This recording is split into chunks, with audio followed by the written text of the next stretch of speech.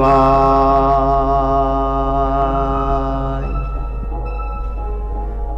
ओम नमः शिवाय।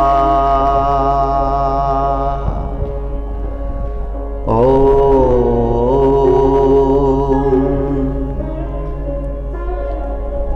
हे देव,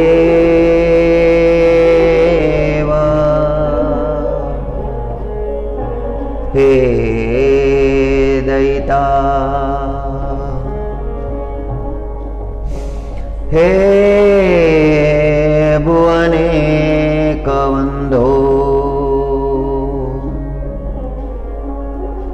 हे कृष्ण, हे चपल, हे करुणैक सिंधो,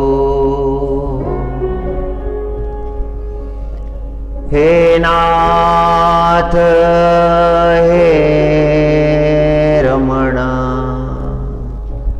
हे नयनाभिराम, हा हा कदा नु भवितामि पदं दृशो मे। हे देवाधिदेव, हे श्री कृष्ण परमात्मा, हे दयानिधे, हे सकल ब्रह्मांड के नायक, हे सकल भुवन के बंधु,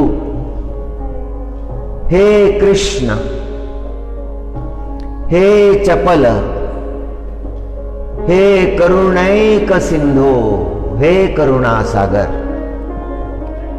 हे नाथ, हे रमण, हे नयनाभिराम, कब मुझ पर कृपा करोगे और कब मुझे दर्शन दोगे? कब मैं तुम्हारे चरणों को देख पाऊंगा?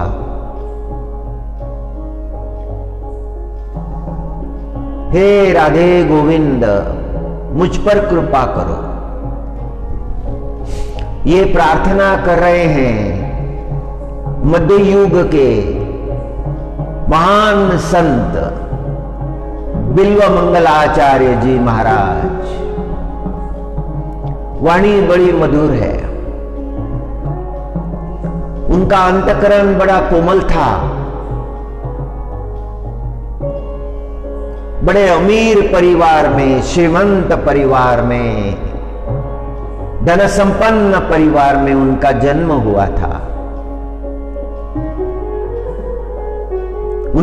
उनको प्राप्त वैभव, ऐश्वर्य किसी राजा से कम नहीं था। सारे सुख जो भौतिक सुख होते हैं उनके सामने हाथ जोड़े खड़े थे।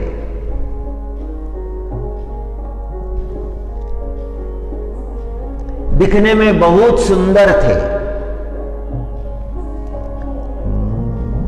और जैसे दिखने में सुंदर थे वैसे उनका अंतःकरण भी बहुत कोमल था। काव्य प्रकृति के थे, स्वभाव सरल था, जगत की जटिलता उन्हें ज्ञात न थी।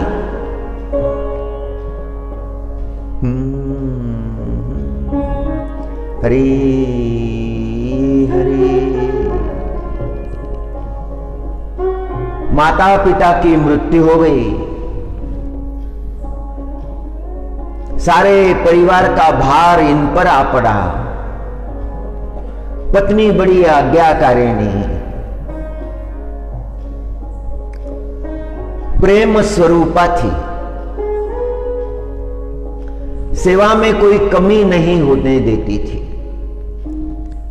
मित्र नहीं थे और मित्र के रूप में जो मिले थे वो बड़े कुटिल थे।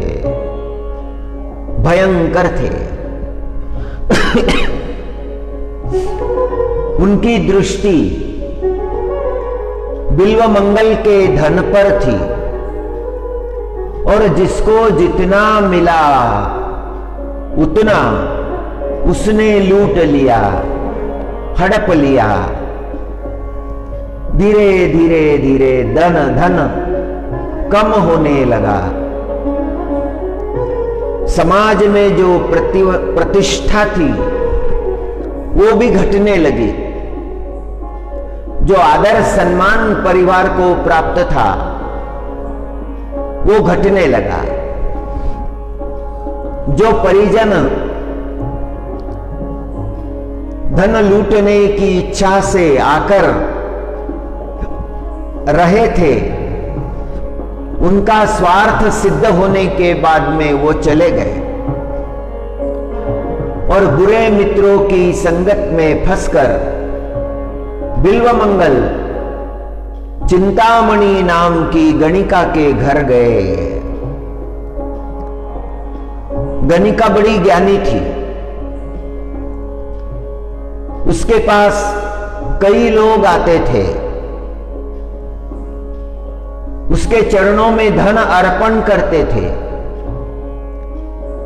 और गणिका लोगों को समझती थी। जब बिल्वमंगल को लेकर उसके मित्र गए, गणिका ने वो सुंदर रूप देखा बिल्वमंगल का और बिल्वमंगल को आदर दिया। बिल्वमंगल को ऐसे लगा कि जैसे उसे कोई सच्ची मित्र मिली है। चिंतामणि में बिल्वमंगल आसक्त हो गए। उसे देखे बिना वो रह नहीं सकते थे।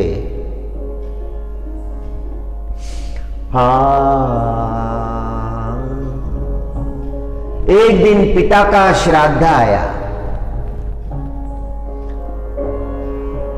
और श्राद्धकर्ता पुरोहित ने कहा कि आज आप बाहर नहीं जा सकेंगे, आज आपको घर में ही रहना पड़ेगा। श्राद्ध कर्म, पिंडदान, तर्पण, इसमें समय लगेगा। बिल्वमंगल के लिए बात बड़ी दुर्भर हो गई। सारे क्रिया कर्म चलते रहे, मंत्रोच्चार चलता रहा। बिल्वमंगल का ध्यान सब चिंतामणि की ओर।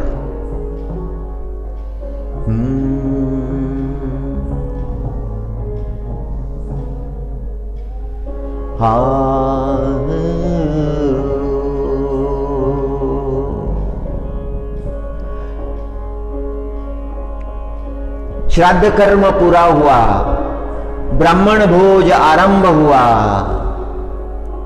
और चिंतामणि ने पुरोहित से कहा कि क्या मैं अब जा सकता हूं?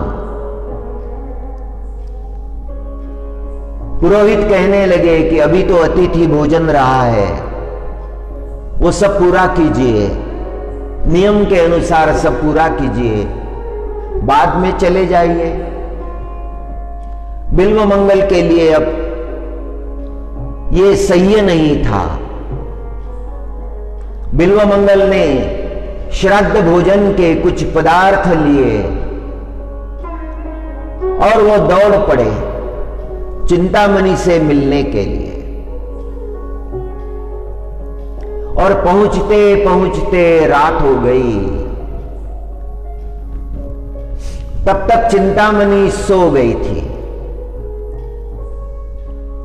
बिल्वमंगल द्वार पर पहुंचे, जोर से पुकारने लगे, चिंतामणि, चिंतामणि, चिंतामणि। और चिंतामणि ने जब पुकार सुनी, वो हाथ में दीप लेकर आई, द्वार खोला। चिंतामणि ने पूछा, इतनी रात गए, सुबह भी तो आ सकते थे, मैं कहां भागी जा रही थी? चिंतामणि ने कहा, तुम्हारे लिए भोजन लेकर आया हूं, स्वादिष्ट पकवान लेकर आया हूं। चिंतामणि ने झिड़क दिया बिल्व मंगल को। उसने कहा कि तुम समझते भी हो, इतनी उम्र हो गई अभी तक तुम्हें समझ नहीं आई, तुम क्या कर रहे हो? किसके लिए इतने दौड़ते आए हो इतनी रात में? किसके लिए ये पकवान लाए हैं तुमने? मैं कौन हूं? मैं क्या हूं ये तुमने समझा है? मैं हाड़ मांस की देह हूं, मलमूत्र से भरी हूं, मेरे हर अंग में दुर्गंध है। और इस शरीर के लिए तुम्हारे अंतःकरण में इतना मोह पैदा हो गया है, इतने ऊंचे कुल में तुमने जन्म लिया, श्रेष्ठ गुरुओं के से विद्या प्राप्त की, सुलक्षणी कन्या के साथ तुम्हारा विवाह हुआ है, और तुम्हारा आचरण कैसा है? जरा अपने आप को देखो, अपने अंतःकरण में देखो, कितना घोर आचरण तुमने किया है। एक गणिका के लिए, एक दुष्चरित्र स्त्री के लिए तुम्हारे अंतःकरण में इतना बड़ा मोह हो गया। धिक्कार है तुम्हारे जीवन पर। तुमने अपने कुल का गौरव खो दिया है, भयंकर आचरण तुमने किया है। अपने भीतर देखो, कितनी बड़ी संभावनाएं थी तुम्हारे साथ, क्या हो सकते थे तुम और क्या हो गए।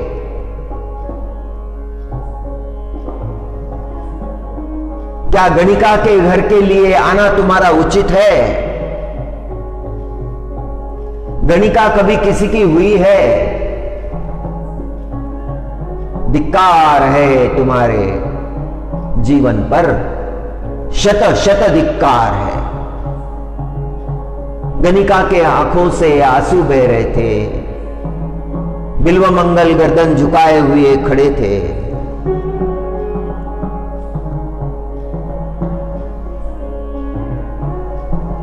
चिंतामणि चिल्लाती रही, धिक्कार करती रही, रोती रही। जब चिंतामणि को बिल्व मंगल ने देखा, उसकी आंखों से भी अश्रु बह रहे थे। चिंतामणि ज्ञानी थी, तत्व को जानती थी। एक सच्चे इंसान को अधर्म मार्ग पर देखकर उसका अंतःकरण दुखी हो गया था। अपने भावों को उसने प्रकट किया। बिल्वा मंगल सुनते रहे, उनके अंतःकरण में भाव जागा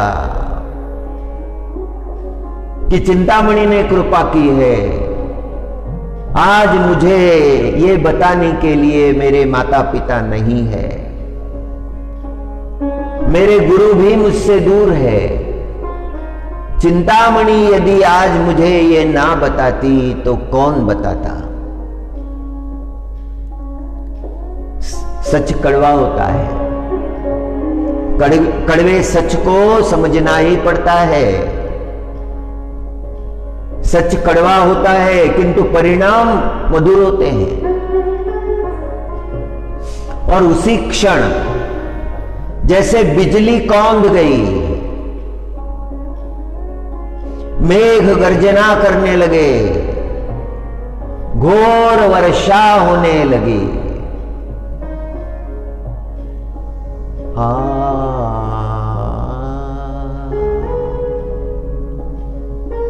हरि हरि। बिल्व मंगल ने हाथ जोड़कर चिंतामणि को नमस्कार किया और चलने लगे।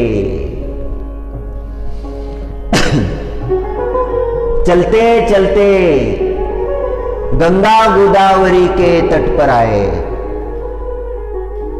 अब सोचने लगे, क्या मेरा जन्म इसीलिए हुआ था?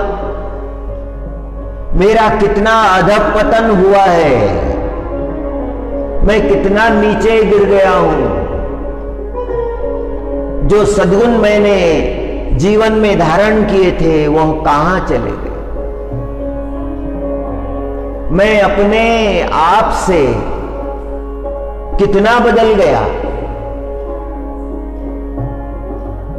शोक करने लगे, आंखों से झरझर आंसू बह रहे हैं। बिल्व मंगल कृष्ण परमात्मा का चिंतन करने लगे और बिल्व मंगल ने प्रार्थना की। ये श्लोक जो है ये बिल्व मंगल का है। इस श्लोक में उनकी आर्तता है। हे देव, हे दैत,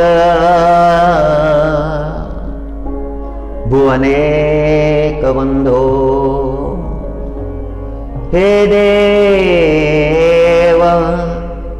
हे दैत, हे भुवनेक बंधो, हे कृष्ण, हे चपल, हे करुणैक सिंधो। हे परमात्मा, हे देवों के देव, हे दया निधान, हे सकल विश्व के एकमात्र बंधु, हे कृष्ण,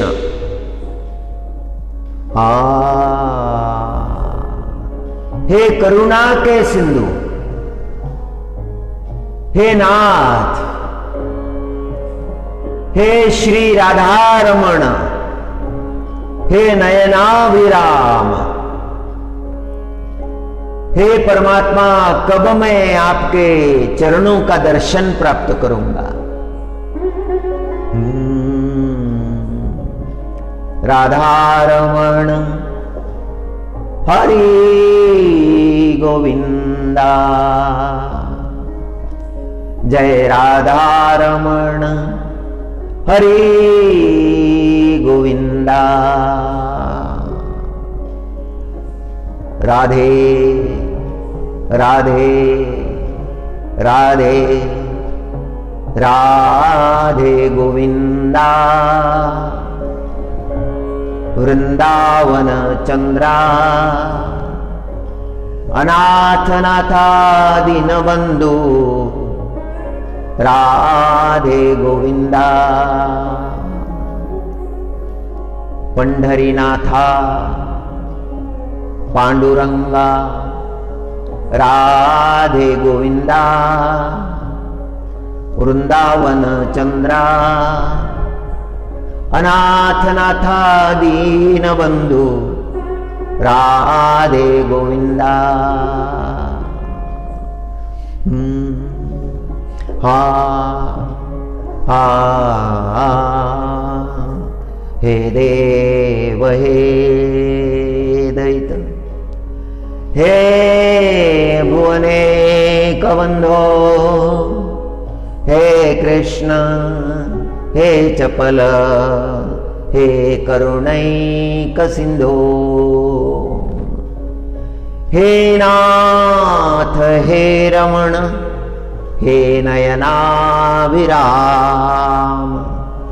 हा हा कदानु भवितास्मि पदम दृशो में। कब मैं आपके चरणों को देखूंगा? कब मुझे आपके चरणों को देखने का सौभाग्य प्राप्त होगा? संस्कृत भाषा पर बड़ा सुंदर प्रभाव था। संस्कृत भाषा पर अधिकार था।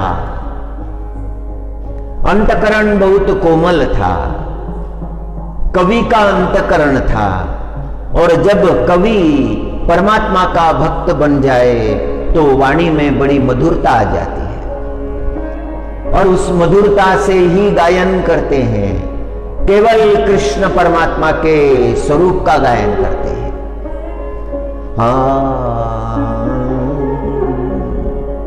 उन्होंने लिखा हुआ प्रत्येक स्तोत्र,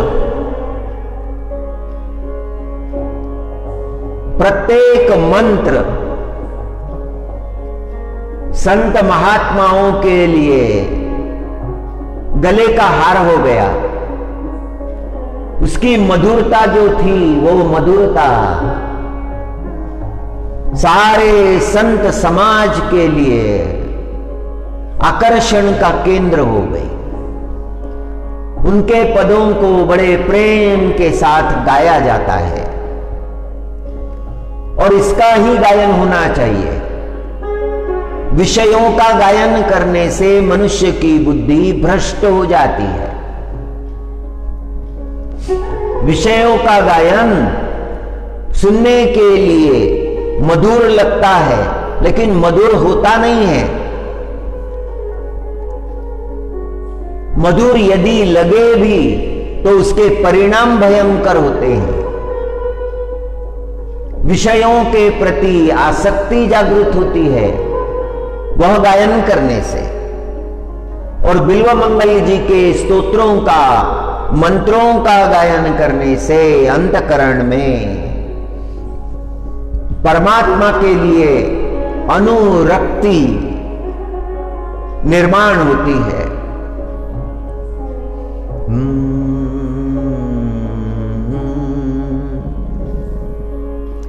एक स्तोत्र का गायन हमने पैठण के शांति ब्रह्म एकनाथ महाराज के घर में जो कथा हुई थी वहां पर गायन किया था।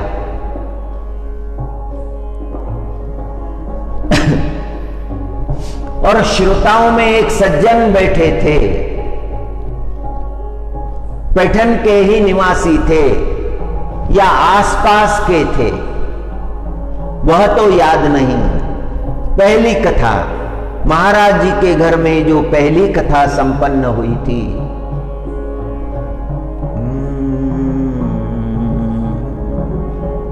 और जब कथा पूरी हुई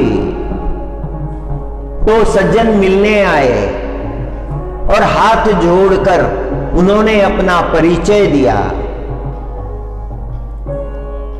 और उन्होंने आभार प्रकट किया कि आज आपने बिल्व मंगल जी का स्तोत्र गायन किया, बहुत आनंद हुआ। बिल्व मंगल जी गंगा गोदावरी के किनारे आए थे और यहां पर उन्होंने निवास किया था। वो स्थान निकट ही है और वो स्थान भी उन्होंने हमें दिखाया। बड़ा सूक्ष्म ज्ञान था उनको, संस्कृत साहित्य का भी ज्ञान था, इतिहास का ज्ञान था, संत साहित्य का ज्ञान था। उन्होंने वो स्थान हमें दिखाया कि यही निवास किया था बिल्व मंगलाचार्य जी महाराज ने। हमने तो ये प्रसंग देखा नहीं, किंतु पूर्वजों से जो ज्ञानी महात्मा पहले हो चुके हैं उनसे सुना है कि गंगा गोदावरी जी के किनारे यहीं पर उन्होंने निवास किया था। उस स्थान का दर्शन भी उन्होंने हमें करा दिया। संतों की बड़ी महिमा है।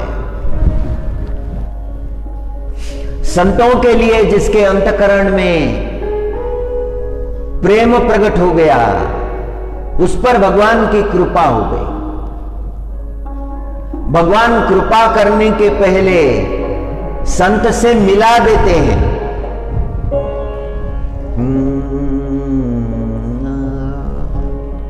हा हे देव हे दैता। परमात्मा से प्रार्थना की बिल्व मंगलाचार्य जी महाराज ने, परमात्मा मुझे कब दर्शन दोगे? हे सुंदर रूप, हे वृंदावन के चंद्र, हे कृष्ण तुम वृंदावन के चंद्रमा हो। जब भी चंद्रोदय होता है तो चंद्रोदय आनंद देता है, सारे संसार को शीतल कर देता है। चंद्र प्रकाश कहीं पर भी हो, यदि किसी चंद्रमा से प्रफुल्लित रात्रि में किसी पर्वत पर रहने का अवसर मिल जाए और चंद्र प्रकाश में उस पर्वत को देखा जाए तो वो सुंदरता अनुपम होती है। एक बार बद्रीनाथ जी का प्रसंग है। बद्रीनाथ जी में बद्री विशाल भगवान के दर्शन के लिए हम गए थे। बद्री विशाल जी का दर्शन हुआ, भीड़ नहीं थी, ठंड बहुत थी, पर्वतों पर बर्फ थी। और जब मध्यरात्रि के समय एक भक्त जागा और थोड़ा बाहर निकला, चारों ओर चंद्रमा के प्रकाश में हिमालय के वो उत्तुंग शिखर जगमगा रहे थे। और उसने अपने सभी मित्रों को बुलाया, जरा बाहर आकर देखो, जरा बाहर आकर देखो। और जब बाहर जाकर देखा तो दृश्य अद्भुत था। चंद्र प्रकाश की महिमा उन पर्वतों को महिमा मंडित कर रही थी। इतना सुंदर चांदी की तरह चमकते हुए वो हिमालय के शिखर और उनकी तलहटी में दिव्य धारा की तरह बह रही अलकनंदा, जैसे चांदी पिघल गई हो और पिघल कर बह रही हो। केवल उस शांति में केवल अलकनंदा का स्वर, अद्भुत दृश्य था। और हम सभी को लग रहा था कि इस अद्भुत प्रसंग के हम सब साक्षी हो गए। और वहीं पर की घटना है, कौन से पर्वत पर नर भगवान तपश्चर्या कर रहे हैं और कौन से पर्वत पर नारायण भगवान तपश्चर्या कर रहे हैं। वहां पर एक विदेशी महिला मिली, ये दूसरे दिन की बात है। और उस विदेशी महिला ने बातचीत की हमसे और उसने पूछा, do you know on which mountain नर भगवान परफॉर्म्स पेनांस? पेनांस तपश्चर्या। ऑन विच पर्वत? पर्वत पर। किस पर्वत पर? हमारे पास उत्तर नहीं था। और उसने कहा, विदेशी महिला ने कहा, I know and I can tell you also the highest mountain you see in front of you, just that one, on that mountain Nara Bhagwan performs his penance, and just by the side of other mountain, on that mountain the Narayana Bhagwan performs his penance. Both are sitting on that mountains and they are performing the tapasya. If you get the darshan of those mountains, you get the darshan of नर नारायण भगवान। तब पता चला कि कहां पर नर भगवान और कहां पर नारायण भगवान तपश्चर्या करते हैं। उस विदेशी महिला ने ये बात हमें समझाई, बड़ा आनंद हुआ। पर्वत तो देखे थे, किसी दृश्य की तरह देखे थे, लेकिन अब पता चला, उन पर्वतों का महात्म्य अब पता चला। तीर्थ का दर्शन करते समय तीर्थ का ज्ञान मालूम होना चाहिए।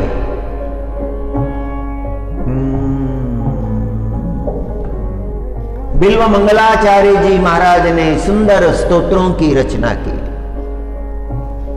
बिल्व मंगलाचार्य जी महाराज के जीवन में चिंतामणि का बहुत बड़ा योगदान है। चिंतामणि तो गणिका थी। बिल्व मंगलाचार्य जी महाराज सारे जगत के लिए वंदनीय हो गए, बहुत बड़े ऋषि बन गए। माधुर्य भक्ति का, कृष्ण माधुरी का उन्होंने उद्घोष किया, सुंदर पदों की रचना कर। वे पद जगत के लिए श्री कृष्ण परमात्मा के आभूषण बन गए। अपने पदों से परमात्मा का श्रृंगार कर दिया और चिंतामणि भी उनके साथ जगत के लिए वंदनीय हो गई।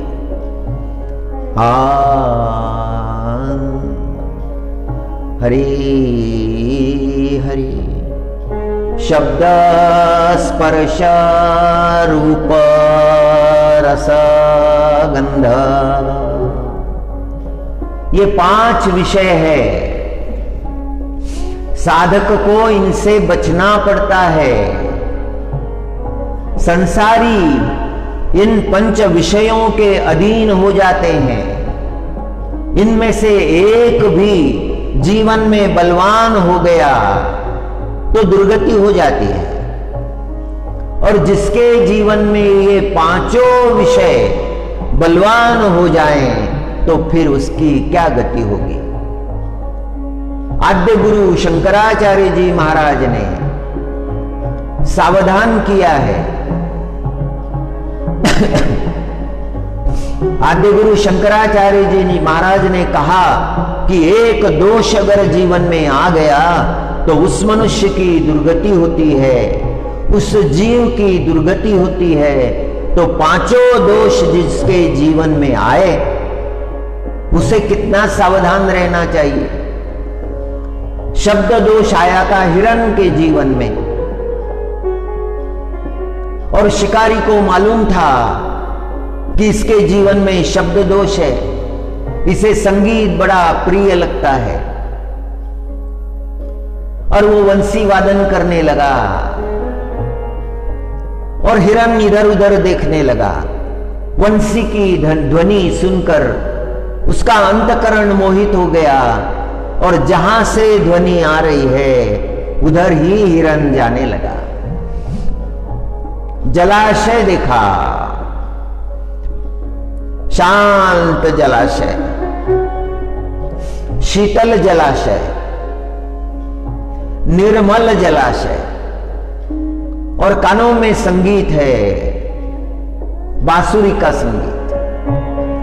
जो शिकार करने आया है वो प्रलोभन लेकर आया है।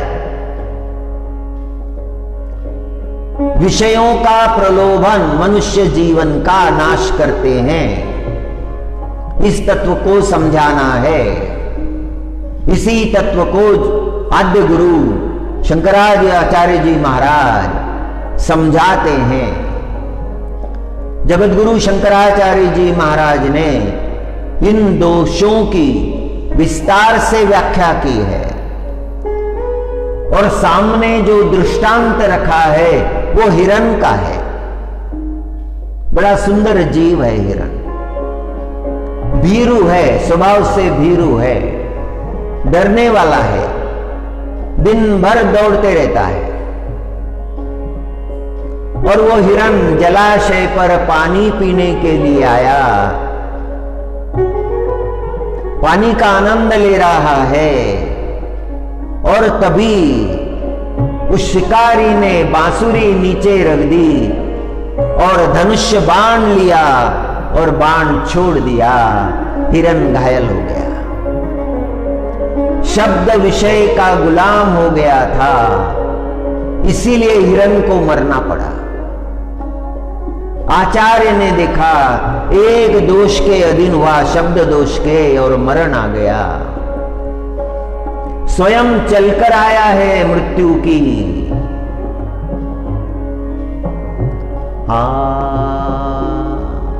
दूसरा दोष स्पर्श है।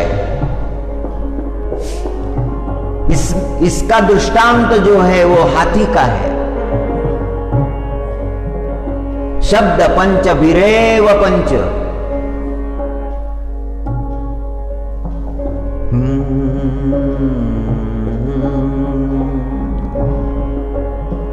हाथी को पकड़ने वाले लोगों ने बड़ा छल किया है, बहुत बड़ा गड्ढा खोद के रख दिया है जिससे ऊपर आना मुश्किल हो, और वहां पर सड़े हुए बांबू रख दिए हैं, उन पर बांबू के पत्ते बिछा दिए हैं, और उसके आसपास में हाथीनी की आवाज निकाल रहे हैं, और हाथी ने वो आवाज सुन ली है। उसी मार्ग से वो आ रहा है, मार्ग में ही वो गड्ढा खोद के रखा है, और जब उस गड्ढे के पास में पहुंचता है तो ये भूल गया है कि यहां रास्ता समाप्त हो गया है, यहां गड्ढा है। जैसे ही उन सड़े हुए बांबू पर पैर रख देता है, वो बांस टूट जाते हैं और हाथी उस खाई में गिर जाता है, उस गड्ढे में गिर जाता है। बहुत तड़पता है ऊपर निकलने के लिए, निकल नहीं सकता। शिकारी आकर देखते हैं शिकार हो गया। शिकारी चले गए, 10 दिन बाद आए और उन्होंने देखा गड्ढे में वो हाथी पड़ा हुआ है, भूखा प्यासा, बड़ी दयनीय अवस्था हो गई है। अपना काम हो गया और वो जाकर एक पढ़ाए हुए निष्णात हाथी को ले आए और गड्ढे में गिरे हुए हाथी को उसकी सहायता से निकालने लगे। उस हाथी को बाहर निकाला है, उसके पैरों में जंजीरें डाल दी है और उसको केले खिलाने लगे हैं।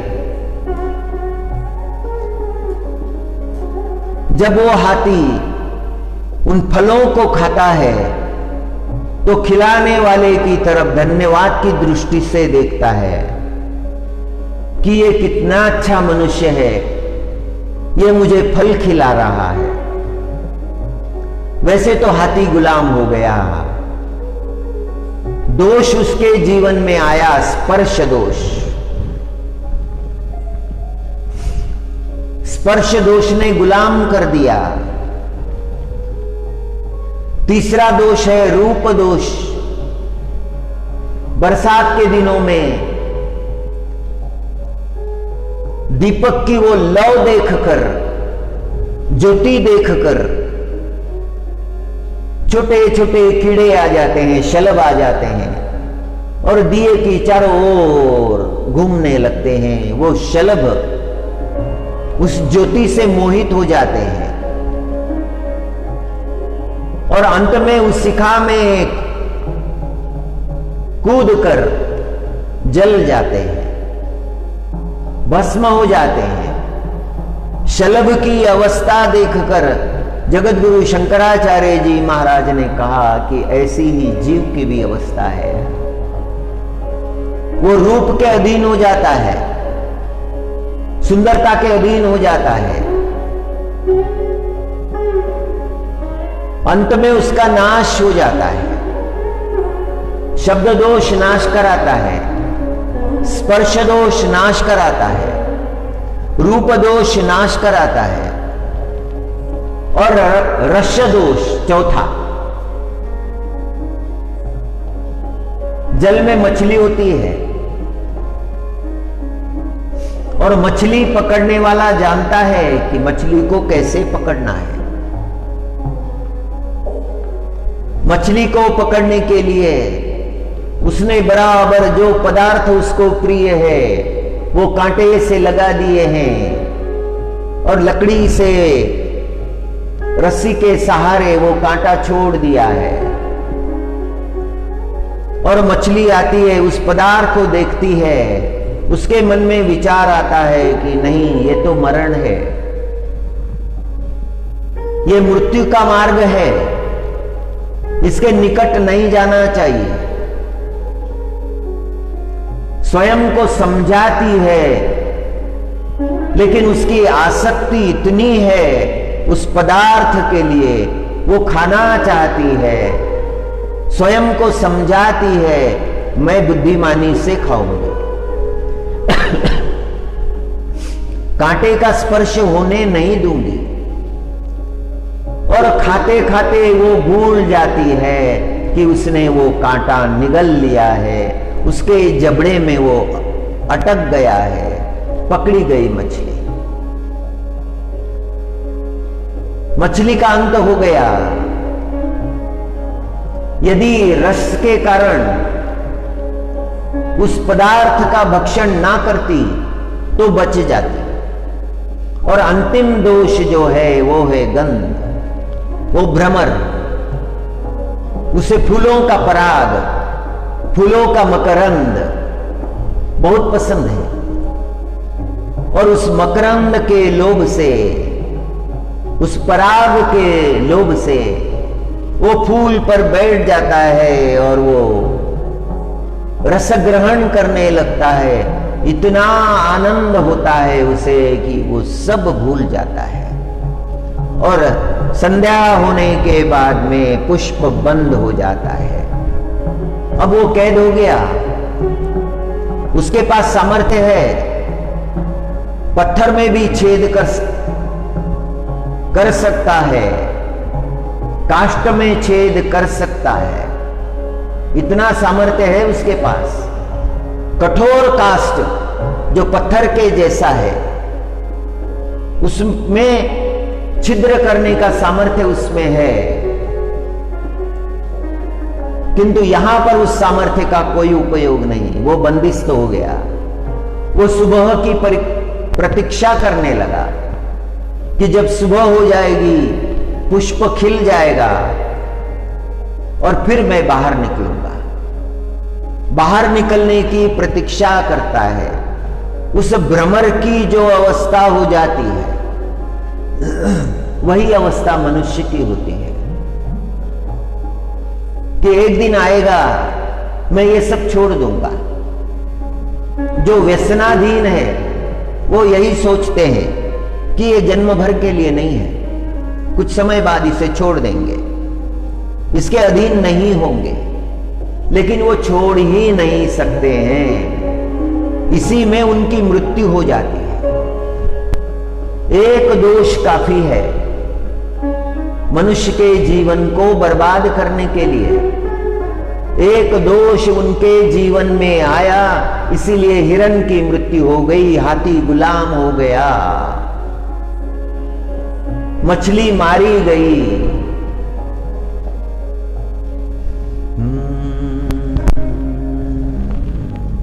शलभ भस्म हुआ और भ्रमर बंदिस्त हो गया, केवल एक एक दोष आने से। और मनुष्य के जीवन में तो ये पांचों आ गए हैं: शब्द, स्पर्श, रूप, रस, गंध। मनुष्य की क्या गति होगी? शब्द स्पर्श रूप रसगंध। बिहड़ वन में भटके अंध। जैसे बिहड़ वन है, गहरा वन है जिसमें चलना भी मुश्किल है, और उस बिहड़ वन में भटक गए हैं, जैसे अंधे हो गए हैं। विषयों के प्रभावों के कारण मनुष्य अंधा होता है। चिंतामणि की घर की ओर बिल्व मंगल दौड़ पड़ते हैं। अंतकरण में काम दोष निर्माण हो गया है, चिंतामणि के बिना रह नहीं सकते, इसीलिए दौड़ पड़े हैं। विषयों का ये वन है। हरेक के जीवन में कोई ना कोई दोष बलवान हो जाता है, और उसी दोष के कारण अंत को प्राप्त होता है। बिहड़ वन में भटके अंध, वासना दुर्गंध, होगी कौन गति। विषयों का प्रभाव जीवन में बढ़ गया है, अब कौन गति होगी। धन के लिए पागल लोग दिखते हैं। धन प्राप्त करने के लिए कोई भी कर्म करने के लिए तैयार हो जाते हैं। जगत में क्या नहीं बिक रहा, सब बिक रहा है।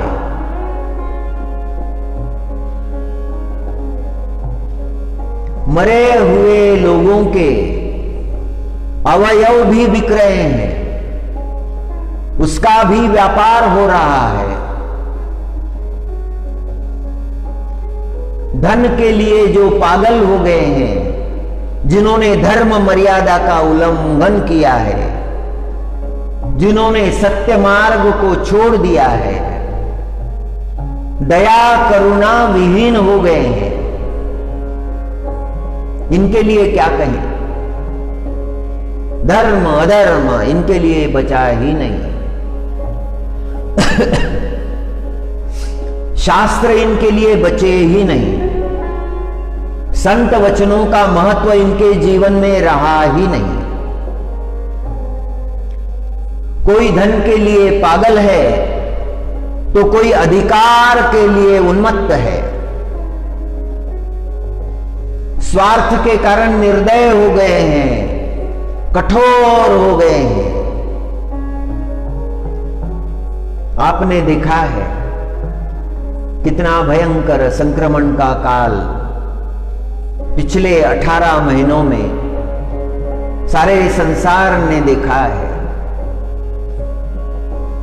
अच्छी बुरी घटनाएं जो जगत में घटित हुई उन सबको समझा है।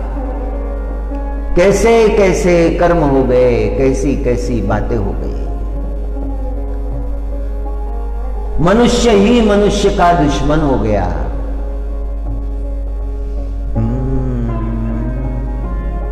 कुछ लोग बहुत धनवान हो गए हैं,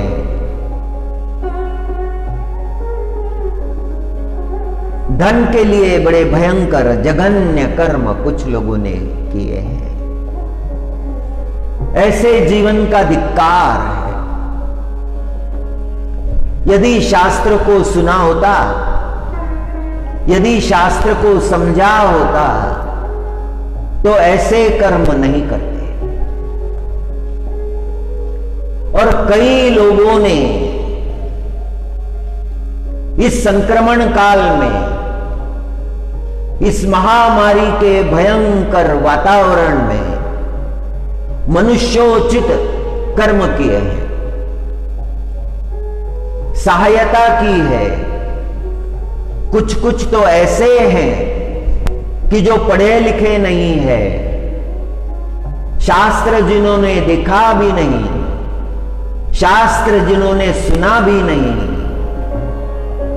सामान्य जीवन जीने वाले लोग, उन्होंने ऐसे वंदनीय कर्म किए हैं कि समाज के लिए भूषण हो गए। मनुष्यता का अलंकार हो गए। दोनों बातें हैं जगत में, अच्छा भी देखने को मिल जाता है, बुरा भी देखने को मिल जाता है। उसमें से जो अच्छा है उसको ग्रहण करना चाहिए, उसका गौरव करना चाहिए, उसका चिंतन करना चाहिए। और जो बुरा है, जो अवांछित है, जो पाप है, उसका अनुसरण कभी नहीं करना चाहिए।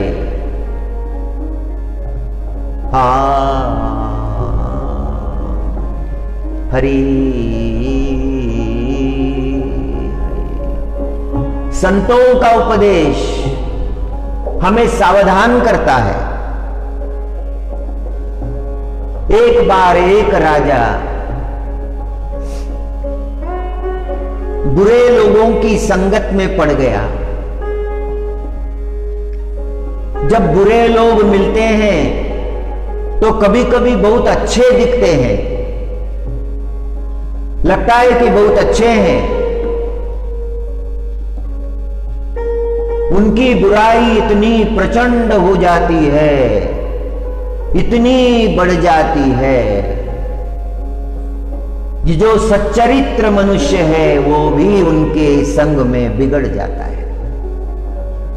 संग को चुनना पड़ता है बड़ी सावधानी से। संग उत्थान का कारण है, संग पतन का कारण है। सत्संग से कीर्ति मिलती है, सत्संग से गौरव मिलता है, कुसंग से अधपतन होता है, अपकीर्ति होती है। मनुष्य को जीवन में बहुत सोच समझकर सत्संग ही प्राप्त करना चाहिए। एक राजा था, उस राजा को यह पता नहीं था। उसके मंत्री जो थे वो बड़े भ्रष्ट थे, दुष्चरित्र थे, पापी थे। राजा उनकी संगत में पड़ गया और जो भ्रष्ट मंत्रियों के जीवन में दोष थे वो दोष राजा के जीवन में आने लगे। रानी ने ये जान लिया। रानी बड़ी बुद्धिमती थी, उसके संस्कार बड़े श्रेष्ठ थे। पति की दुर्दशा देखकर उसे बहुत दुख होता था, वो परिणामों को जानती थी। एक दिन वो कहने लगी कि आप मेरे साथ चलिए। महाराज ने कहा कि नहीं नहीं, मेरे पास समय नहीं है। उसने जिद की, आपको मेरे साथ चलना चाहिए, केवल आज के दिन। और वो राजा को लेकर गई एक वन में। किसी को भी साथ आने नहीं दिया।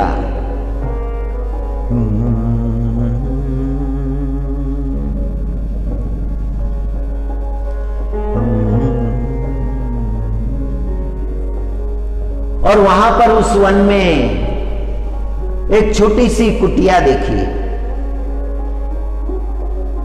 और रानी ने राजा से कहा, आप रुक जाइए, मैं द्वार तक जाकर आती हूं। और कुटिया के द्वार तक गई महारानी। स्वामी जी ध्यान मग्न थे। थोड़ी देर बाद जब स्वामी जी बाहर निकले तो सामने रानी को हाथ जोड़े देखा। राजा ने रानी जी और राजा का स्वागत किया, उनको बुला लिया। बचपन में महारानी उनको मिली थी, विवाह के पूर्व, और उनके लिए बड़ा आदर था, सम्मान था। उनके शब्दों का अनुसरण कई राजा महाराजा करते थे, उनसे मिलने आते थे, उनका उपदेश ग्रहण करते थे।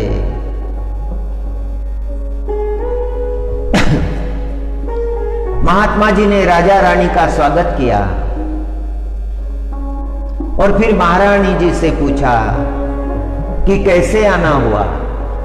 महारानी जी ने सारा वृत्तांत स्वामी जी को निवेदन किया। स्वामी जी आंखें बंद करके सुनते रहे। जब उन्होंने आंखें खोली तो राजा गर्दन झुकाए हुए बैठा था। सभी बातें सच कही थी। महात्मा जी ने राजा से कहा, राजा तुम बड़े भाग्यशाली हो। तुम्हारी पत्नी जो है ये बड़ी ज्ञानमती है, ये बड़ी ज्ञानी है। तुम्हारा मंगल केवल यही चाहती है। जिन मित्रों के साथ मिलकर तुमने अपने जीवन को भ्रष्ट कर लिया, विकृत कर लिया, कुसंग में पड़ गए, बुरी आदतें तुम्हारे जीवन में आ गई, अब इससे निवृत्त हो जाओ। अभी सही समय है, सुधर जाओ। राजा तुम नेता हो, नेतृत्व करने वाले हो। तुम अगर बिगड़ जाओगे तो सारी प्रजा बिगड़ जाएगी। घर का जो मुखिया होता है, घर का जो मुख्य व्यक्ति होता है, उसको चरित्रवान होना चाहिए। उसके चरित्र को देखकर घर के जो कनिष्ठ जन है वो सच्चरित्र बन जाते हैं। आचरण ही प्रमाण होता है। मीठी बातें बोलकर कोई अच्छा नहीं हो जाता। अच्छा आचरण करने से ही अच्छा होता है। इस बात को समझ लो। प्रजा का कल्याण तुम्हें करना है। तुम्हारे लिए जो कर्तव्य है बहुत बड़ा है। यदि तुम्हारे जीवन में दोष आ जाए तो प्रजा में भी वो दोष आएंगे। उन दोषों का व्यापार तुम्हारे राज्य में होगा। पाप कर्म करने की खुली छूट तुम्हारे राज्य में मिल जाएगी। तुम्हारी प्रजा त्रस्त होगी। राजा अंतकरण में प्रेम हो, प्रेम विहीन अंतकरण ना हो। अंतकरण दया का घर हो। तुम्हारा मार्ग जो है, जिस मार्ग से तुम राज करोगे, जिस मार्ग से तुम चलोगे, वो सत्य मार्ग होना चाहिए। सत्य के लिए तुम्हारे अंतकरण में प्रतिष्ठा होनी चाहिए। हमेशा तुम्हें सदाचारण करना चाहिए। तुम्हारा सदाचारण देखकर प्रजा भी सदाचारण करने लगेगी। तुम्हें धर्म का अनुसरण करना चाहिए। जो तुम्हारे गुरु ने तुम्हें धर्म का उपदेश किया था वही आचरण तुम्हें करना चाहिए। तुम्हारे लिए सर्वश्रेष्ठ कर्तव्य है प्रजा की सेवा करना, प्रजा का हित करना। यह तुम्हारे लिए सर्वश्रेष्ठ कर्तव्य है। इसी को करते करते तुम मोक्ष के अधिकारी हो जाते हो। तुम्हारे जीवन का कल्याण इसी में है। किसी भी दुर्गुण का स्पर्श तुम्हें ना हो, सद्गुणों का विस्मरण तुम्हें कभी ना हो। महात्मा जी ने उपदेश किया, हाथ जोड़कर राजा वो उपदेश सुनते रहे। राजा का जीवन बदला। जो भ्रष्ट अधिकारी थे वो भी डर गए। राजा ने सबको हटा दिया। उन दुष्चरित्रों को हटा दिया और उनके उस स्थान पर सच्चरित्र लोगों को बिठा दिया। राजा का राज्य मंगलमय हो गया। सर्वत्र आनंद छा गया। प्रजा सुख से रहने लगी। राजा पुनः पुनः महात्मा जी के दर्शन के लिए जाने लगा। उनके उपदेशों का अनुसरण करने लगा। मनुष्य के जीवन में सत्संग की बड़ी महिमा है और सत्संग नित्य करना चाहिए, सत्संग ना छूटे। नारद भगवान के जीवन में सत्संग हर क्षण था और उसी का उपदेश नारद भगवान ने नारद भक्ति सूत्रों में किया है।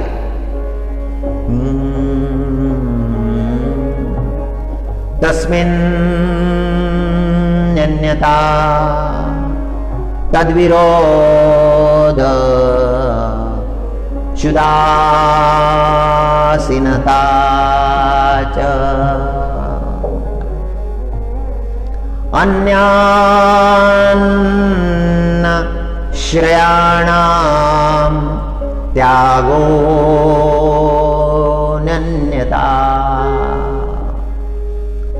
एक आश्रय, केवल परमात्मा का आश्रय, अन्य आश्रय नहीं, केवल उसी परमात्मा की आराधना। एक ही आश्रय चुना है, दूसरा आश्रय नहीं। गोपियों ने कृष्ण को आश्रय चुन लिया, श्री कृष्ण परमात्मा को। मीरा जी ने कृष्ण परमात्मा को ही अपना आश्रय चुन लिया, उस परमात्मा का आश्रय। मेरे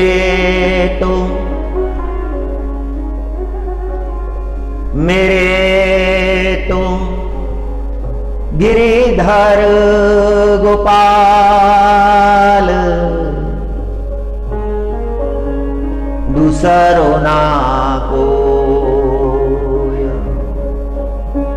मेरे तो गिरिधर गोपाल, दूसरो ना कोय।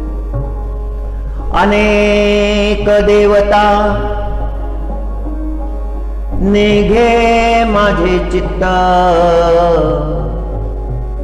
गीती गाता गीत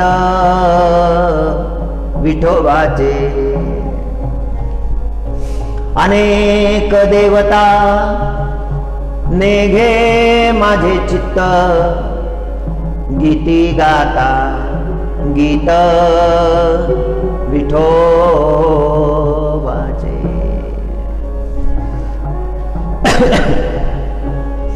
उपमन्यु ऋषि का प्रसंग है।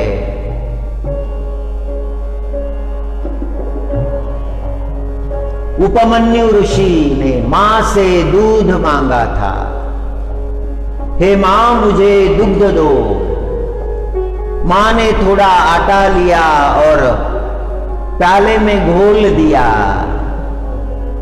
और कहा लो दूध। उपमन्यु ऋषि उसे पीने लगे। वो कहने लगे ये दूध नहीं है।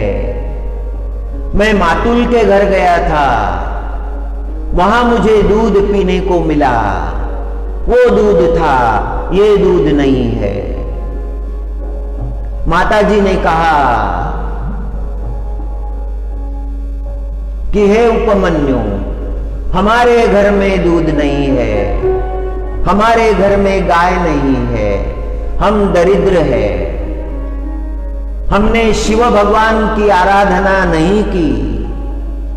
जो शिव भगवान की आराधना नहीं करता उसे दारिद्र्य घेर लेता है। हमने कुछ शिवार्पणम नहीं किया, शिव भगवान के लिए कुछ भी अर्पण नहीं किया, इसीलिए हमें दारिद्र्य आ गया है। हे उपमन्यु,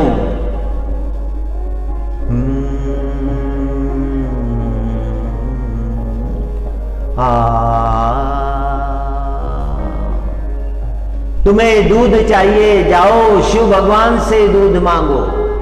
और एक पर्वत के शिखर पर उपमन्यु तपश्चर्या करने लगे। 5 वर्ष के उपमन्यु। ओम नमः शिवाय, ओम नमः शिवाय, ओम नमः शिवाय।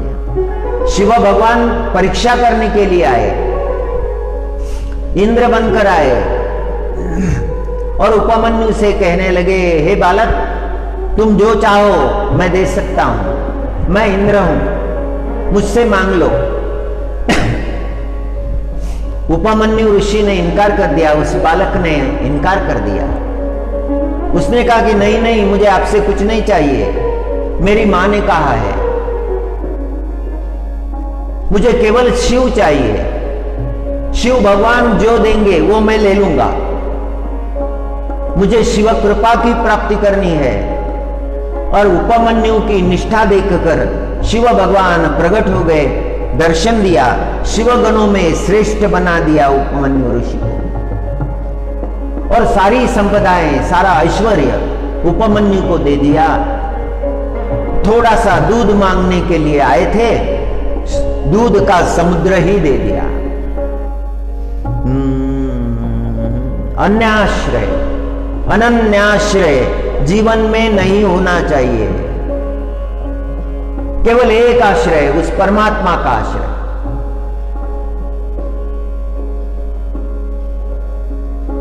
हाँ, जैसा भाव मीरा जी का है, जैसा नामदेव जी महाराज का भाव है, जैसा संतों का भाव है, सभी संतों में आप देखिए प्रभु का ही आश्रय है। उस एक प्रभु के अनंत नाम है, अनंत उसके अर्थ निकलते हैं। उपनिषदों ने इसकी व्याख्या की है। नारद भगवान ने अपने भक्ति सूत्रों में इसका दिग्दर्शन किया है। संतों ने मार्ग दिखाया है, भक्ति का मार्ग, वेदों के तत्वों को खोजकर, उपनिषदों के तत्वों को खोजकर भक्ति का शास्त्र प्रकट किया है, सरल मार्ग दिखाया है।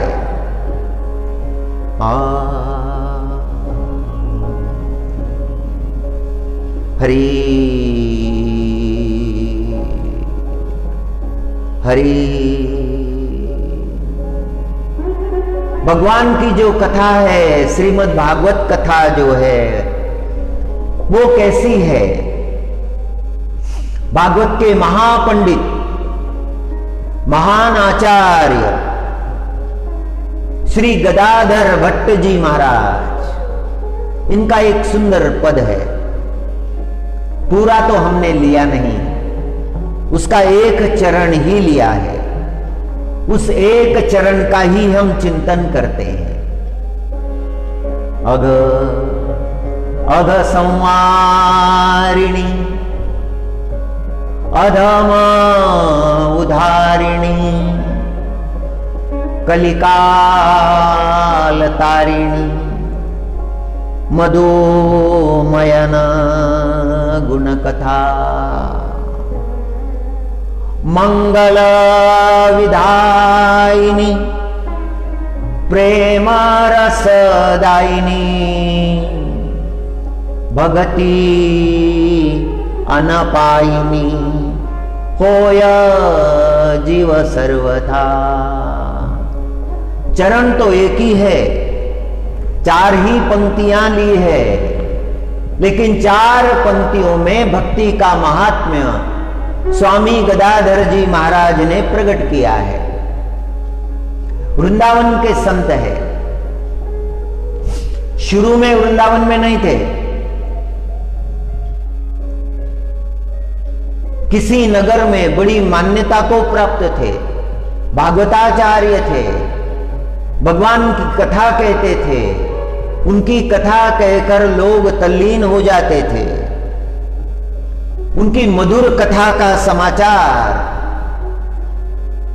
एक यात्री वृंदावन आया और वहां पर जो प्रसिद्ध संत थे जीव स्वामी महाराज, जीव गोस्वामी, इनको प्रसंग सुनाया कि हमारे नगर में एक संत है, वो बड़ी मधुर भाव से भागवत कथा करते हैं, श्रोता तल्लीन हो जाते हैं। श्रोताओं को कृष्ण परमात्मा का दर्शन हो जाता है। उनकी वाणी में बड़ा सामर्थ्य है, बड़ी मधुर वाणी है उनकी, शास्त्रों का ज्ञान है उनकी वाणी में। उनकी कथा में जो बैठे वो बदल जाता है। जीव गोस्वामी जी महाराज को बड़ा आनंद हुआ कि ऐसी कथा करने वाला कोई है। तो उन्होंने एक दोहा लिखकर भेज दिया कि आप जब जाओगे तो ये मेरा दोहा उनके लिए उन्हें दिखा देना। और वो यात्री वृंदावन से अपने नगर लौटा, गदाधर भट्ट की कथा में गया, कथा सुनी, और बाद में जब वो अकेले थे तब उन्हें वृंदावन का समाचार सुना दिया कि तुम्हारे लिए वृंदावन के संत जीव गोस्वामी जी महाराज ने एक दोहा लिखकर भेजा है। गदाधर भट्ट जी ने वो दोहा पढ़ा और उसमें गदाधर भट्ट इनकी महिमा का वर्णन था। भट्ट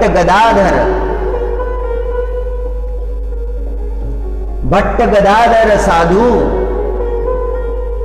अति विद्या भजन प्रवीण। भट्ट गदाधर साधु अति विद्या भजन प्रवीण। सरस कथा बानी मधुर सुनी रुचि होत नवी। कि हे गदाधर भट्ट जी, आप तो भजन प्रवीण है, विद्या प्रवीण है और साधु अंतकरण के हैं। आपकी कथा सुनकर, सरस कथा आपकी वाणी में सुनकर सुनने वाला तल्लीन हो जाता है और उसे नया नया सुनने को मिलता है। नए नए अर्थों का प्रकटन होता है। और ये दोहा पढ़ने के बाद में जीव गोस्वामी जी महाराज का दर्शन करने की लालसा उनके अंतकरण में प्रकट हो गई। गदाधर भट्ट जी वृंदावन आए, जीव गोस्वामी जी का दर्शन किया, प्रसन्न हुए, कृष्ण कन्हैया का दर्शन किया और वहीं पर कथा करने लगे। बड़ी मधुर कथा, दूर दूर से लोग आने लगे। और वृंदावन के पास में ही एक गांव था। उस छोटे से गांव के राजा थे कल्याण सिंह जी, और उन्हें सत्संग में बड़ी रुचि थी, बड़ा प्रेम था। कल्याण सिंह जी भी आए, कथा में बैठे, कथा श्रवण करने लगे, बड़े प्रसन्न हुए। और जब घर लौटे तो बदल कर लौटे। पत्नी ने देखा कि पति का भाव बदला हुआ है। कल्याण सिंह जी की पत्नी ने जान लिया ये तो भक्त होने लगे हैं। उसे ये मान्य नहीं था। पति को तो संस्कार थे, पत्नी को धर्म संस्कार कुछ भी नहीं थे। रोज रोज जाने लगे। एक महीना बीत गया, दूसरा महीना बीत गया। श्रवण करने वाले कल्याण सिंह के अंतकरण में भक्ति जागृत हुई। वो बड़े प्रसन्न रहने लगे। पत्नी के मन में विकृत विचार आया। वो सोचने लगी पति को इस मार्ग में जाने से बचाना चाहिए। ये मार्ग ठीक नहीं है।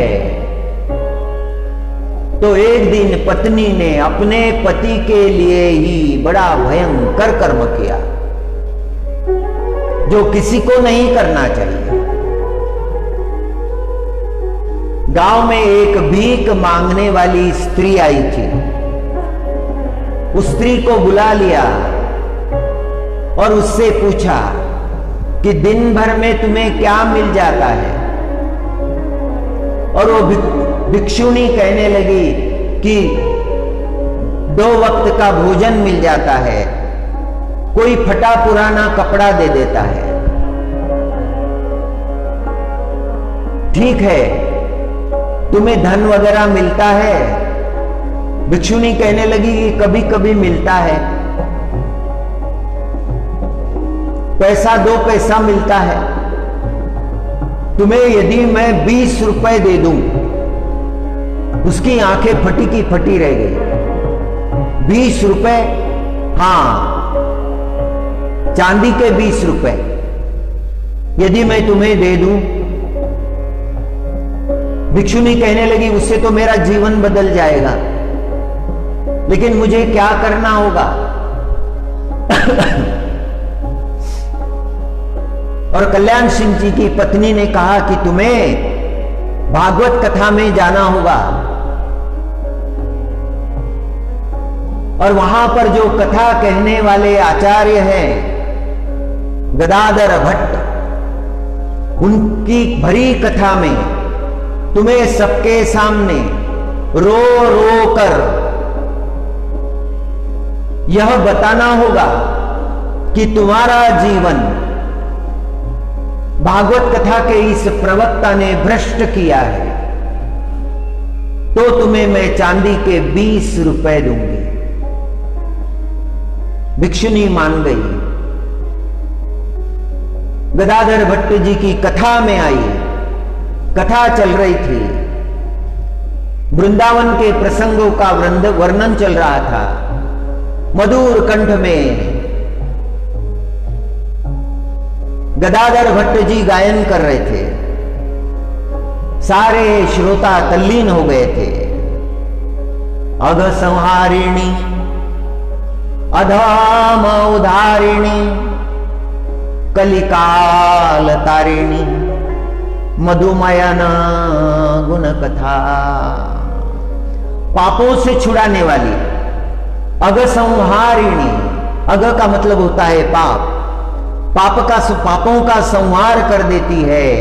यदि भागवत कथा सुनो तो अंतकरण के सारे पाप नष्ट हो जाते हैं। भागवत कथा ये अघ संहारिणी है, पापों को नष्ट करने वाली है। अधम उधारिणी, और जो जीव अधम कर्म करता है उसका भी उद्धार करने वाली है। कलिकाल तारिणी, और इस भयंकर कलिकाल में जहां धर्म भ्रष्ट हो गए हैं, जहां सत्य भ्रष्ट हो गया है, जीव पापाचारी बनते जा रहे हैं। अधर्म का सर्वत्र बोलबाला है, झूठ का सर्वत्र बोलबाला है, पाखंड का प्रचार हो रहा है। और ऐसे समय में कली के दोषों को नष्ट करने वाली, जीव को तारने वाली भगवान की कथा, भगवान के गुणों का वर्णन करने वाली, मंगल विधायिनी, अपने अंतकरण में मांगल्य का उदय कराने वाली। सत्संग में बैठो तो मांगल्य का उदय होता है, अशुभ का लय होता है, शुभ का उदय होता है। अंतकरण में भगवान के लिए प्रेम निर्माण होता है। हे भगवान, मैं तुम्हारा भक्त कहलाने के योग्य नहीं हूं। हे देव, हे दैत, हे दया सिंधो, आपका भक्त कहलाने के योग्य नहीं हूं। अपने दोष दिखने लगते हैं। मांगल्य का निर्माण करने वाली है, प्रेम रस दायिनी, प्रभु के लिए प्रेम निर्माण करने वाली है। और निष्काम भक्ति को देने वाली है। सकाम भक्ति से लोग भगवान का स्मरण करते हैं, लेकिन वो कामना की पूर्ति होने के बाद में भूल भी जाते हैं। और निष्काम भक्ति में कुछ मांगना नहीं है, कोई कामना नहीं है, वो सर्वश्रेष्ठ भक्ति है, निष्काम भक्ति। गदाधर जी ने उस निष्काम भक्ति का वर्णन किया, और जब ये वर्णन चल रहा था तो दौड़ते दौड़ते वो भिक्षुनी भीतर आ गई, व्यासपीठ के पास आ गई और जोर जोर से चिल्लाने लगी, लोगों मेरी तरफ देखो, मेरी दुर्गति इस साधु ने कर दी है, इस महात्मा ने कर दी है, मेरे जीवन को भ्रष्ट कर दिया है। और सब चकित हो गए, सबके मन में अच्छे विचार आने लगे, बुरे विचार आने लगे। कुछ कहने लगे कि देखो हमने कितना श्रेष्ठ समझा था और ये क्या निकला। कुछ कहने लगे नहीं नहीं, महात्मा जी ऐसे हो ही नहीं सकते, ये भिक्षुनी गलत बोल रही है, कोई इसे बुलवा रहा है, महात्मा जी पर यह आक्रमण किया गया है, हमें बड़े शांति से समझना चाहिए। महात्मा जी ने, गदाधर भट्ट जी ने सबको शांत किया, बैठे रहिए, किसी बात का विचार मत कीजिए। और वो भिक्षुनी से कहा, ठीक है मैं तुमसे बात करता हूं, तुम भी बैठो, थोड़ी कथा रह गई है, उसे सुन लो, इससे तुम्हारा भी मंगल होगा। और गदाधर भट्ट जी वर्णन करने लगे, सच्चा भक्त तो वही है जो निष्काम भक्ति की याचना करता है। निष्काम भक्ति मांगता है, पदार्थों को नहीं मांगता, और जो पदार्थ को मांगता है उसे परमात्मा नहीं मिलता। जगत के भोग मिल जाते हैं, धन मिल जाता है, ये बड़ी बातें नहीं है। सर्वश्रेष्ठ बात तो परमात्मा की निष्काम भक्ति है। और भगवान के गुणों का वर्णन करने से मनुष्य के जीवन में मांगल्य का उदय होता है। जब इस प्रकार कहने लगे, भिक्षुनी ने आंखें बंद कर ली, उसके आंखों से अश्रु झरने लगे।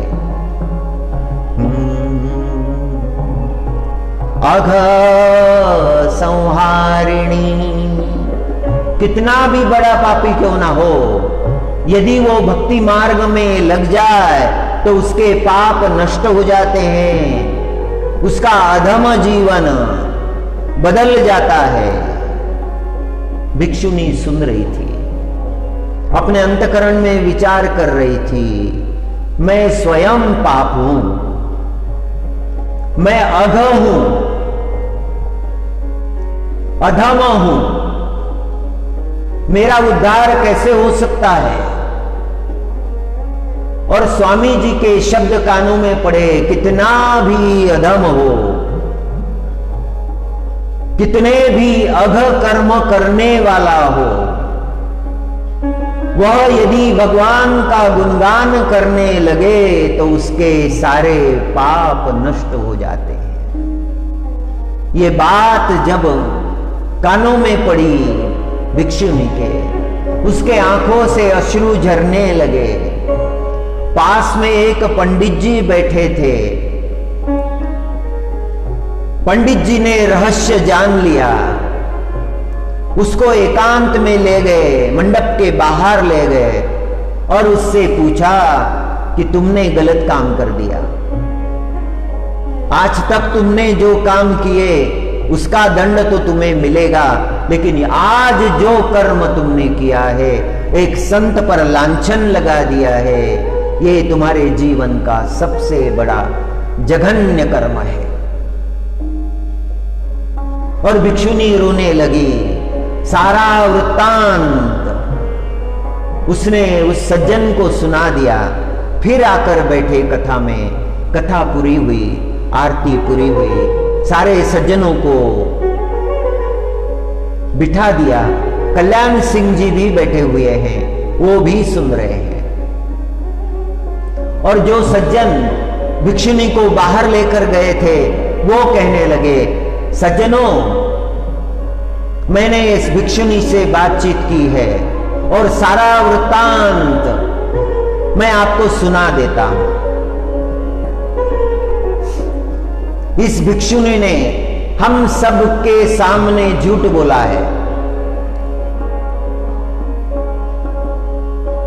राजा साहब कल्याण सिंह जी की पत्नी ने 20 चांदी के रुपए देकर इसे भेजा है स्वामी जी पर लांछन लगाने के लिए, और 20 चांदी के सिक्के मिले, इसलिए इसने ये भयंकर कर्म किया है। मेरे सामने इसने सत्य को उगल दिया है। अब भी समय है, अब भी कुछ बिगड़ा नहीं। स्वामी जी से क्षमा मांग लो, सबसे क्षमा मांग लो। और भिक्षुनी ने सब हाथ जोड़कर सबसे क्षमा मांगी। सबको मालूम हो गया महात्मा का चरित्र शुद्ध है, पवित्र है। साधु को संसार में बड़ी सावधानी से रहना चाहिए। लांछन लगाने वाले,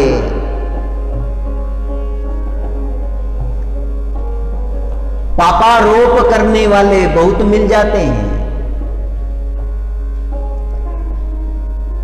राजा कल्याण सिंह ने जब यह सुना तो उन्हें बड़ा भयंकर दुख हुआ, वेदना होने लगी, वो रोने लगे। जिनके साथ उन्होंने विवाह किया है, रानी का सम्मान जिसे दिया है, वही ऐसा कर्म कर रही है। उसका परित्याग करने का विचार उनके मन में आया। महात्मा गदाधर भट्ट ने उनको समझाया, नहीं ऐसा मत करो। पत्नी के रूप में उससे ग्रहण किया है, अग्नि ब्राह्मण की साक्षी से ग्रहण किया है। उसका निर्वाह करना तुम्हारा परम कर्तव्य है, उसका परित्याग ना करो। और दूसरे दिन कल्याण सिंह जी अपनी पत्नी को लेकर कथा में आए। वहां पर वो भिक्षुणी भी है, कल्याण सिंह जी की पत्नी रानी जी भी है। उसने क्षमा मांगी, महाराज अज्ञान में बहुत बड़ा अपराध हो गया, स्वार्थ के कारण अपराध हो गया। मेरे अंतकरण में ये भावना जागी कि मेरे पति यदि भक्त बन गए तो मेरे संसार का क्या होगा। सत्संग में तो जीव सुधरते हैं, जीवों का कल्याण होता है।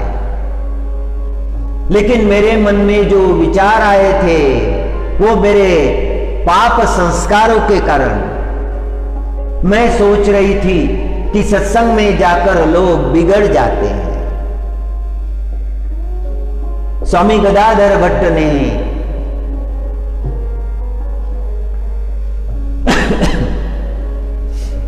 कहा कि सत्संग में जीव सुधर जाते हैं,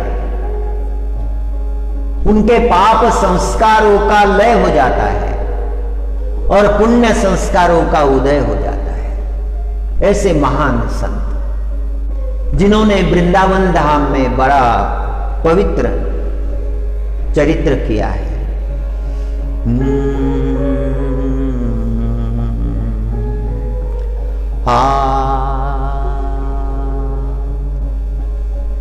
सत्संग को सुनना चाहिए,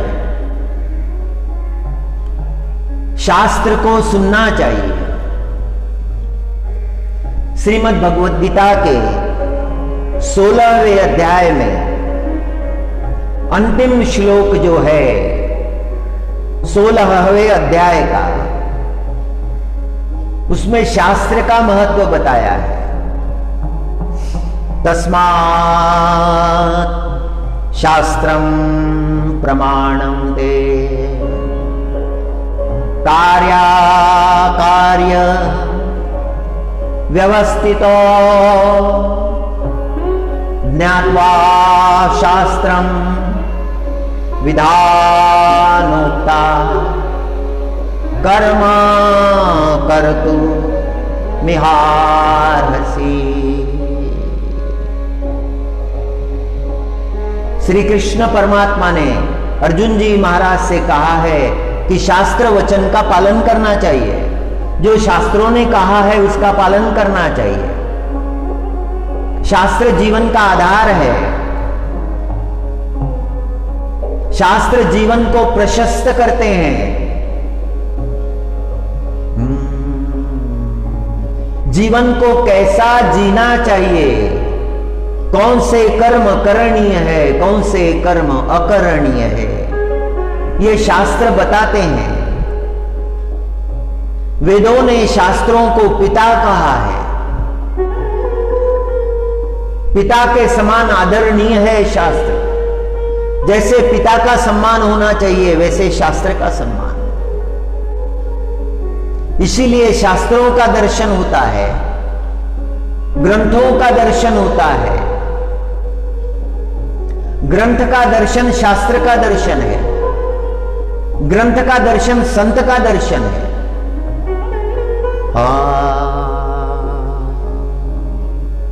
तस्मात् शास्त्रम प्रमाणं ते कार्याकार्य व्यवस्थितो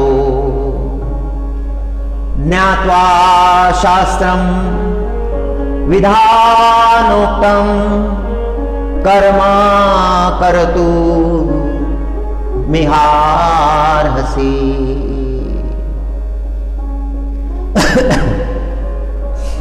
महाराष्ट्र के प्रख्यात संत, महाराष्ट्र में जो भक्ति संप्रदाय प्रचलित है उसके प्रदाता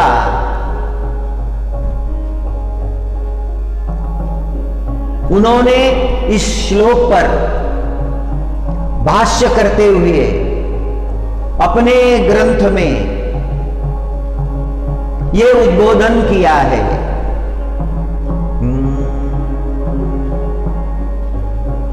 शास्त्र म्हणेल ते सांडावे, ते राज्य ही तृण मानावे, जे घेववी ते न म्हणावे, विषही विरुद्ध।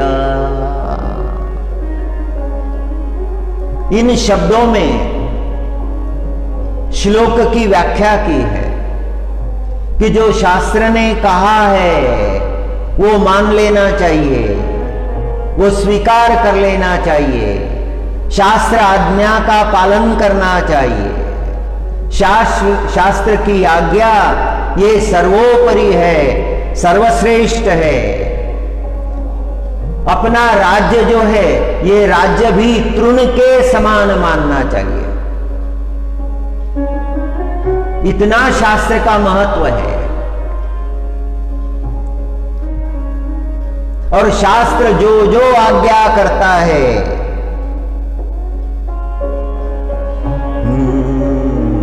उसको स्वीकार करना चाहिए, क्योंकि शास्त्र के से बढ़कर कोई पिता नहीं है, शास्त्र से बढ़कर कोई माता नहीं है। ऋषि मुनियों ने जिन्होंने भगवान का साक्षात्कार कर लिया था उन्होंने शास्त्र दिया है। श्रुति जो है ये माता समान है। ना ही श्रुति परौती माउली जगह। वेद मातृतुल्य है, वेद पितृतुल्य है।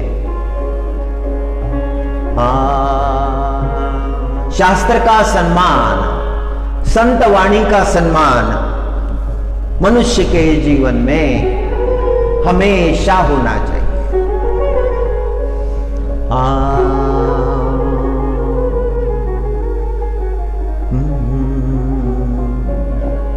जनी निंद्यते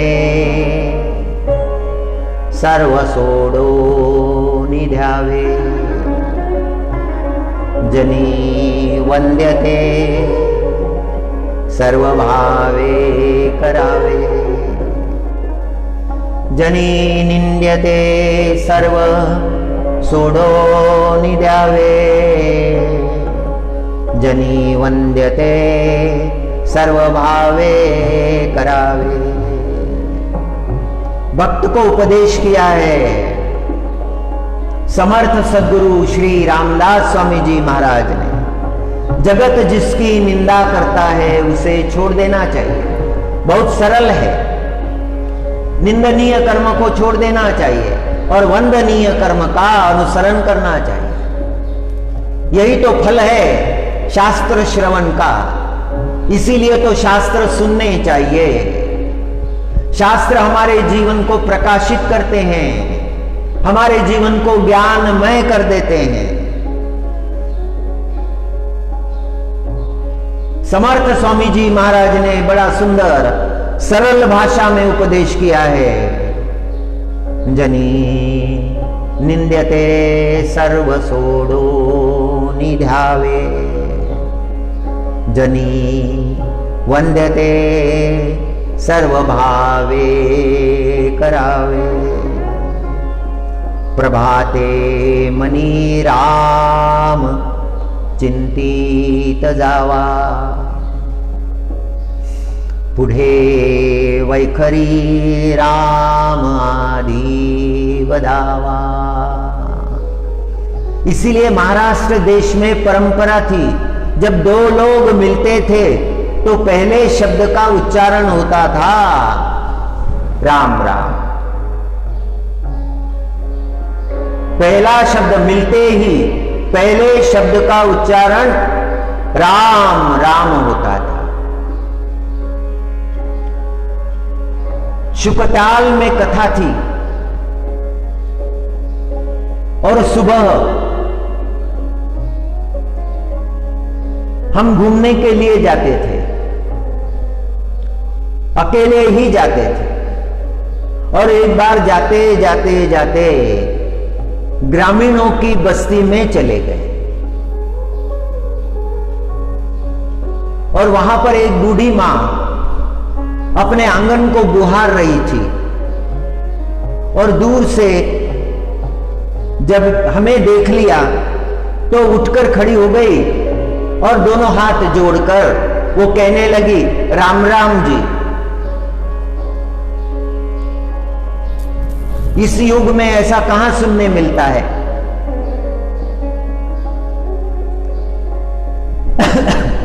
भगवान का नाम छोड़कर लोग बोलते हैं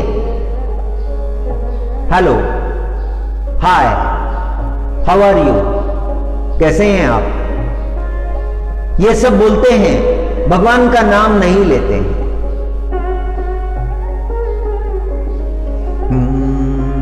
राम राम जी ये हमारा संस्कार है, भगवान नाम हमारा संस्कार है। जब कोई मिले तो पहले भगवान नाम, ये भगवत कृपा से मिला है।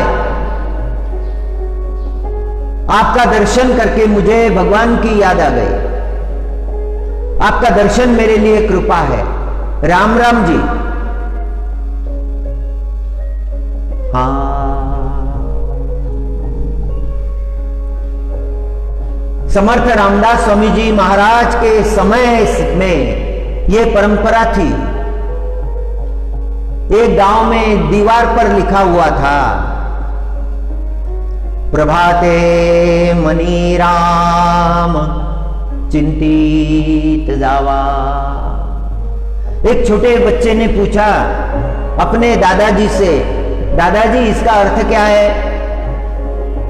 प्रभाते मनी राम चिंतित जावा। दादाजी ने उत्तर दिया, तुझे क्या लेना देना है, बेकार की बातें क्यों पूछता है, तू तेरी पढ़ाई की तरफ ध्यान दे। और ये जो बात पूछी थी बालक ने, ये तो पढ़ाई का सार थी, ये तो तत्व का भी तत्व था।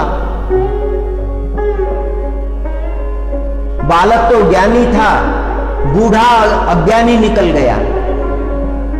बूढ़े ने उत्तर दिया ही नहीं, बूढ़े पर वो संस्कार ही नहीं थे। बेटा, सुबह सुबह भगवान का नाम लेना चाहिए। इतना अगर बता देता तो कितना कल्याण होता। प्रभाते मनी राम चिंतित जावा,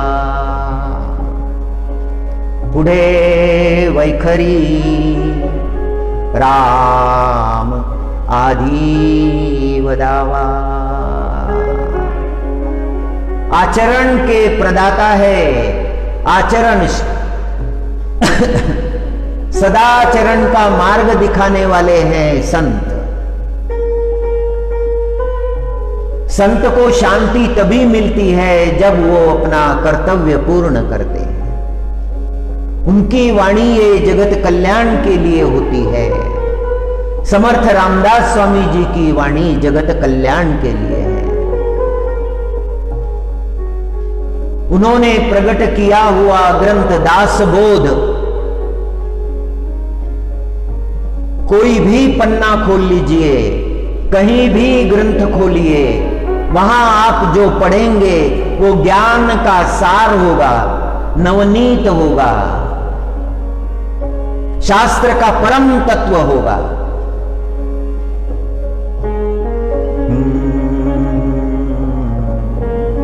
महाराष्ट्र देश में बहुत उज्जवल चरित्र समर्थ स्वामी रामदास जी महाराज ने किया है। सारे समाज को जागृत करने का कार्य किया है। प्रसंग तो मराठी का है और इसे सुनाया है हिंदी में। ये कथा जो चल रही है ये हिंदी भाषियों के लिए चल रही है, जिन्हें मराठी समझ में नहीं आती। मराठी समझ में नहीं आती फिर भी सुनते हैं। पहले जो मालिका हुई उसमें 108 प्रवचन हुए। इस संक्रमण काल में व्यर्थ बातों में अपना दिमाग न लगाकर भगवान के चिंतन में लगाया जाए, यह सोचकर संत वचनामृत की मालिका ये 108 प्रवचनों की हुई। और अभी जो मालिका चल रही है वो मालिका हिंदी से है। हिंदी के सुनने वाले विभिन्न भागों में ब्रह्म मुहूर्त में उठकर सुनते हैं, उनके लिए है। पहले जितने श्रोता थे उससे अब अधिक है। मराठी के सुनने वालों से भी हिंदी सुनने वालों की संख्या अधिक हो गई है। मराठी और हिंदी में कोई इतना भेद नहीं है। जिसे मराठी आती है उसे हिंदी जरूर आती है। केवल हिंदी सुनने वालों के लिए समस्या हो सकती है। जिनका इस प्रदेश से परिचय नहीं है और संत का तत्व जो है वो तो वैश्विक है। संत जो बोले हैं वो तो विश्व के लिए बोले हैं। वेदों के तत्व, उपनिषदों के तत्व उनकी वाणी में आए हुए हैं। उन्हीं का चिंतन हम इस मालिका के द्वारा कर रहे हैं।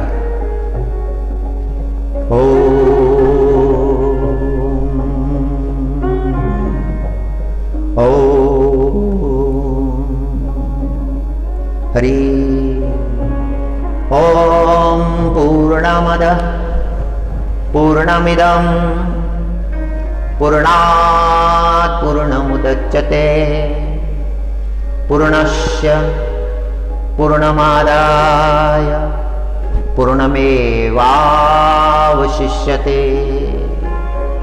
ओम शांति शांति शांति। ओम नमो नारायणाय। ओम नमो नारायणाय।